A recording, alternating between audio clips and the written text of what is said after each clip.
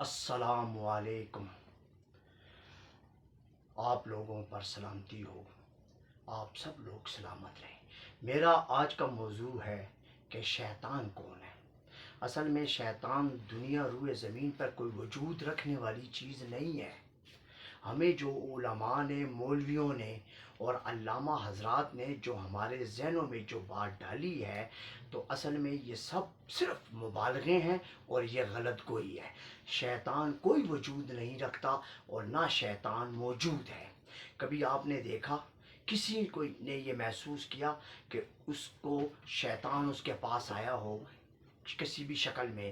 پھر کبھی کسی نے دیکھا کہ اس کے پاس اس کے کان میں تنہائی میں کوئی سرگوشیاں کر رہا ہو، کسی کام کی طرف اکسا رہا ہو، کسی کام کی طرف ترغیب دے رہا ہو اور نیکی اور اچھائی سے منع کر رہا ہو؟ یا کبھی کسی نے یہ محسوس کیا کہ اس کو کوئی چبھن محسوس ہوئی اور اس کے اندر کوئی چیز گھس گئی؟ کبھی یہ نہیں ہوا، کبھی بھی آج تک یہ کوئی ثابت ہی نہیں کر سکتا۔ لہٰذا کسی کے کہنے کی یا مبالغہ کرنے کی ضرورت ہی نہیں ہے۔ شیطان نفس ہے۔ اللہ نے جب بیان کیا، ابلیس کو جب تخلیق آدم ہوئی تو اللہ نے وہیں پہ ابلیس کا ذکر کیا اور پھر راندہ درگاہ ہو کر ابلیس کا معاملہ وہیں پہ ختم ہوا۔ قرآن میں اللہ نے کبھی ابلیس کو شیطان کے حوالے سے بات نہیں کی۔ لفظ اللہ نے قرآن میں جو استعمال کیا ہے وہ شیطان کا، کہ شیطان جو ہے وہ عدو مبین، تمہارا کھلا دشمن ہے۔ ادو و مبین، ادو کہتے ہیں دشمن کو، مبین کھلا کھلا جو ظاہر دشمن ہے، جو ظاہر آپ پہ حملہ کرتا ہے، تو وہ نفس ہے۔ اللہ نے پھر قرآن میں نفس کی 3 قسمیں بھی بتا دی: امارہ، لوامہ، مطمئنہ۔ امارہ نفس وہ ہے جو صرف اکساتا ہے، برائی کی طرف لے جاتا ہے اور انسان کو ہر وقت اس چیز پہ اشتعال دلاتا ہے کہ یہ کام تم نے جو کہا کیا ہے اس پہ اصرار کرو۔ اور لوامہ وہ نفس ہے جو پھر کسی حد تک ملامت کرتا ہے اگر کہیں پہ غلطی ہو جاتی ہے یا کوتاہی ہو جاتی ہے یا خطا ہو جاتی ہے، تو لوامہ میں جب داخل ہوتا ہے انسان نفس لوامہ میں، تو پھر وہ اس کو ہلکا پھلکا ملامت کرتا ہے کہ یہ کام غلط ہے۔ جو امارہ ہے وہ صرف اکساتا ہے اور پھر اصرار بھی کرتا ہے غلطی کرنے کے باوجود۔ مطمئنہ جو ہے وہ انبیاء اور رسولوں کے حوالے سے، پھر اس کے بعد اولیاء اللہ کے پاس جو ہوتا ہے وہ نفس مطمئنہ ہو جاتا ہے، ان میں قناعت آ جاتی ہے، صبر آ جاتا ہے، شکر آ جاتا ہے اور اللہ کا ذکر آ جاتا ہے۔ بنیادی چیز جو ہمارے اندر ہے جسے ہم کہتے ہیں وہ شیطان، وہ نفس ہے۔ پھر اللہ نے قرآن میں ہی کہہ دیا کہ ہر نفس کو موت کا ذائقہ چکھنا ہے، ہر نفس جو ہے اس نے مرنا ہے۔ اللہ نے جسم کی بات نہیں کی، اللہ نے روح کی بات نہیں کی کہ ہر جسم پہ موت آئے گی یا ہر روح پہ موت آئے گی۔ اللہ نے کہا ہر نفس پہ موت آئے گی، اور نفس ہی شیطان ہے۔ جب نفس مر جاتا ہے تو شیطان بھی ختم ہو جاتا ہے، بس پھر تو اس کے بعد کچھ بھی نہیں رہتا۔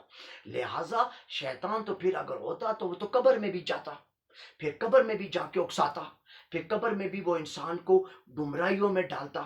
لہٰذا قبر میں وہی نفس کے حوالے سے جو اس نے دنیا میں کیا ہوتا ہے تو وہی اس کو قبر میں ملے گا۔ لہٰذا نفس ہی انسان کا جب یہاں مر جاتا ہے اور اپنے پیچھے جو معاملات چھوڑ جاتا ہے دنیا میں، اگر نفس مطمئنہ میں انسان رہا اور اس نے اپنے نفس کو مغلوب رکھا اور نفس کو قابو میں رکھا، اچھائیاں کی، اللہ کے احکامات اور نبی علیہ الصلوۃ والسلام کی تعلیمات پہ مکمل عمل پیرا رہا، قرآن کو اپنی زندگی کا ضابطۂ حیات بنایا۔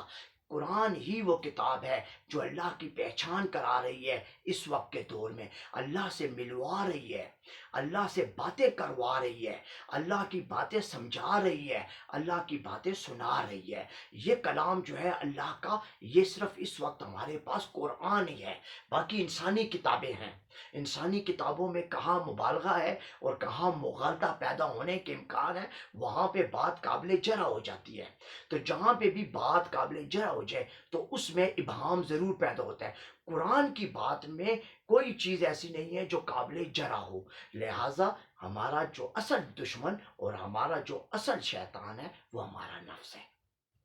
بس نفس کو قابو میں رکھیں، اپنی جو خواہشات اور اپنے خیالات اور اپنی فکرات کو اس حد تک رکھیں کہ جو اللہ اور اس کے رسول علیہ الصلوۃ والسلام کے احکامات اور تعلیمات کی حدود اور قیود میں ہوں، تو زندگی آسان ہے، کسی بھی چیز سے ممانعت نہیں ہے۔ اللہ نے تو دنیا کی بھلائی کو پہلے رکھا، اللہ نے تو کہا کہ دنیا کی بھلائی کو پہلے مانگو اور دنیا میں ہر وہ کام کرو جس میں کوئی کسی کا نقصان نہ ہو، کسی میں بے حیائی نہ ہو، اور کسی بات پہ کسی کو اعتراض نہ ہو۔ اگر وہ چیز آپ کے لیے ہے کریں، آپ جو کپڑے پہننا چاہیں، جس طرح کا رہن سہن کرنا چاہیں، جس طرح کا کھانا کھانا چاہیں، جس طرح کی زندگی گزارنا چاہیں آپ گزار سکتے ہیں، مگر کچھ اللہ کی حدود اور قیود ہیں، اس میں رہیں، ہر قسم کی زندگی گزاریں، کوئی مسئلہ نہیں ہے، کسی پہ پابندی نہیں ہے۔ ہر چیز کو سنت کا نام نہ دے، ہر چیز کو فرض اور واجب کا نام نہ دے۔